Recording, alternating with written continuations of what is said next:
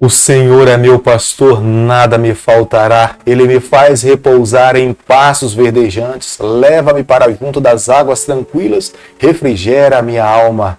Querido amigo, muito bom dia. Que a bênção e a graça de Deus nessa manhã esteja sobre você e sobre toda a sua família. Nós jamais devemos nos esquecer que nós temos um Pai de amor, um pastor presente, que pastoreia a nossa vida, que cuida das nossas necessidades, que está ao nosso lado em todo e qualquer momento. Nós precisamos amá-lo cada vez mais, nós precisamos reverenciá-lo, nós precisamos permitir que a nossa vida seja conduzida por ele em toda e qualquer trajetória da nossa vida. Todos os dias nesse canal nós estudamos um capítulo da Palavra do Senhor. E nessa manhã eu convido você a ter nas mãos a Palavra de Deus no livro de Isaías, capítulo 39, o versículo 1. Nesse tempo, Merodach-Baladã, filho de Baladã, rei da Babilônia, enviou cartas e um presente a Ezequias, porque soube que estivera doente e já tinha sido convalescido. Esse era o momento em que Ezequias tinha nas mãos a oportunidade para testemunhar de Deus. Haviam pessoas que ainda não conheciam o verdadeiro Deus. E Ezequias, depois de receber a bênção de Deus, a cura miraculosa do Senhor, Deus prolonga os seus dias de vida. Ezequias recebe uma comitiva na sua casa. Em vez de Ezequias apresentar para as pessoas que não conheciam a Deus, o verdadeiro Deus, Ezequias apresentou para as pessoas os bens que ele tinha recebido do Senhor. E não falou do Senhor para essas pessoas. Essa atitude de Ezequias diante dos olhos de Deus não ficou nada agradável.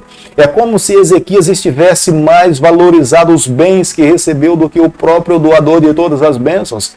Ezequias valorizou o que tinha no seu cofre e se esqueceu de dizer de quem verdadeiramente é o doador de todas as bênçãos. Não se demorou muito.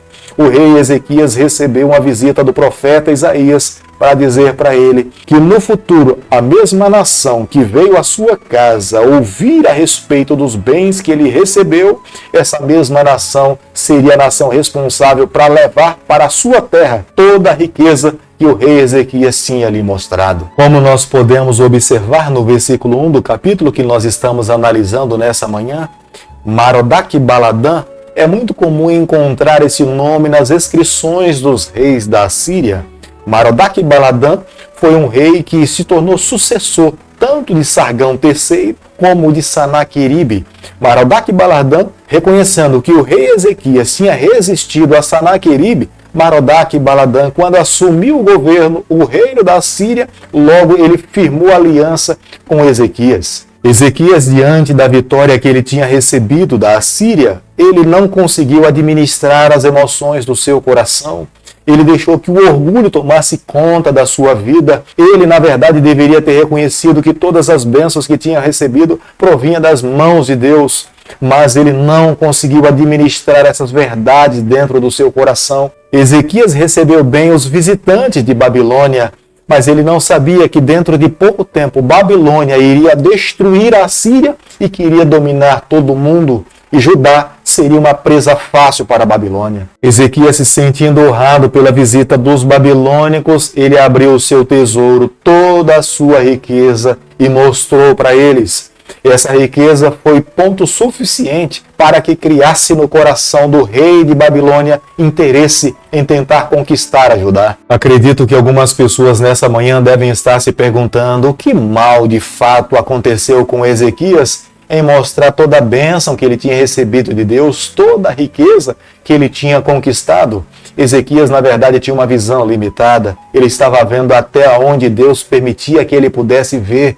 Ele não conseguia observar no futuro que os babilônicos iriam vencer os assírios e os babilônicos iriam olhar para Judá como sendo uma grande conquista. E foi de fato isso que aconteceu. No futuro, Babilônia venceu os assírios, tomou esse império, controlou e olhava para Judá e partiu em direção a Judá e venceu também a Judá. Judá já não tinha mais a Síria como sendo seu aliado e Judá se tornou uma presa fácil para a Babilônia. A atitude de Ezequias mostrar toda a sua riqueza, todo o seu bem, era uma demonstração de poder. era uma demonstração de força, era uma demonstração de muita riqueza. Ezequias, nesse momento, estava dizendo que o seu Deus era toda a sua riqueza e, nesse instante, ele se esqueceu de reconhecer que havia um soberano assentado no trono. Se Ezequias tivesse apresentado para a Babilônia o poder do seu Deus, a majestade e a grandeza do seu Deus, nos momentos mais difíceis da sua vida, no futuro, quando os babilônicos se levantassem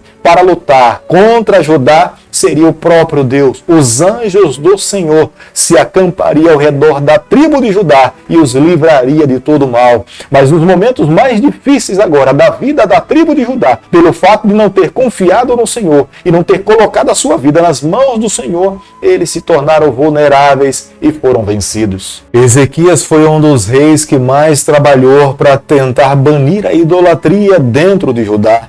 Mas nos momentos de crise da sua vida se tornou vulnerável e foi vencido pelo Deus do poder, pelo Deus da riqueza, pelo Deus do dinheiro.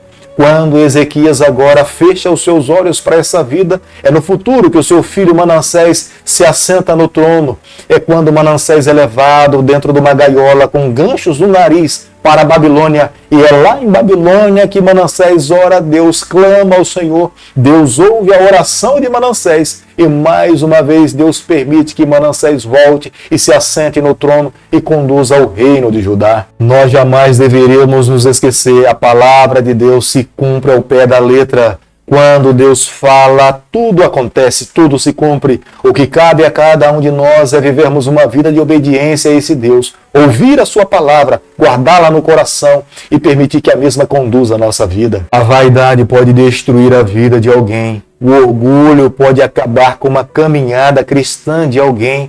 Vale a pena todos os dias nós avaliarmos a nossa vida à luz da palavra do Senhor, nos humilharmos diante de Deus, deixarmos que Ele conduza a nossa vida. Quando em algum instante sentirmos que a nossa vida está fugindo do padrão divino do Senhor, nós precisamos voltar para a palavra do Senhor e deixar que a mesma conduza a nossa vida. Um dos grandes perigos que ronda o nosso coração todos os dias é tentarmos viver uma vida independente do Senhor.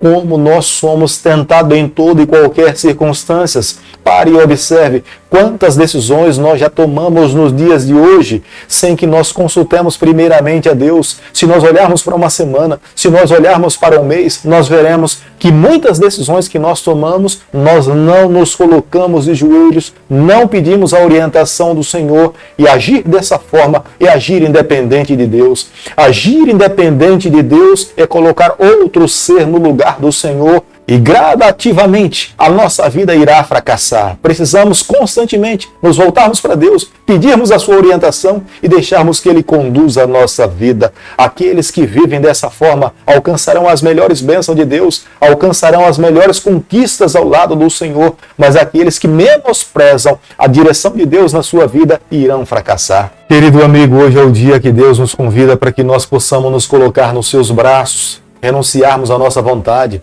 fazermos um sacrifício vivo e pedirmos a Deus que assuma o controle da nossa vida. Qual é a área da tua vida que hoje você precisa reconsagrar ao Senhor? É a vida financeira? É a vida espiritual? É a vida familiar? É o relacionamento com um amigo? Mas nesse momento nós deveríamos fazer uma autoavaliação, nos voltarmos para o Senhor e falarmos: Senhor, abro mão de assumir o controle da minha vida para que o Senhor assuma o controle da minha vida por inteiro.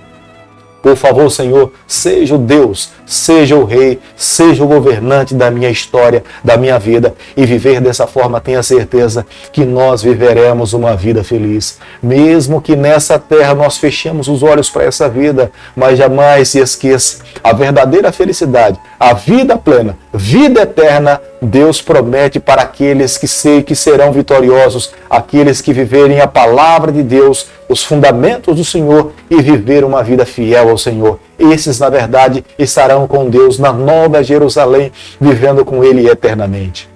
Querido Pai, em Tuas mãos nessa manhã nós nos colocamos.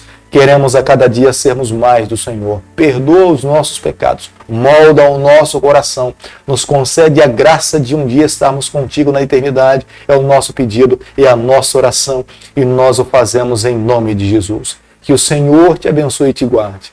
que Ele faça resplandecer o seu rosto sobre você, que Ele tenha misericórdia de você, que sobre você nessa manhã Ele levante o seu rosto e conceda a sua paz, em nome de Jesus. Amém.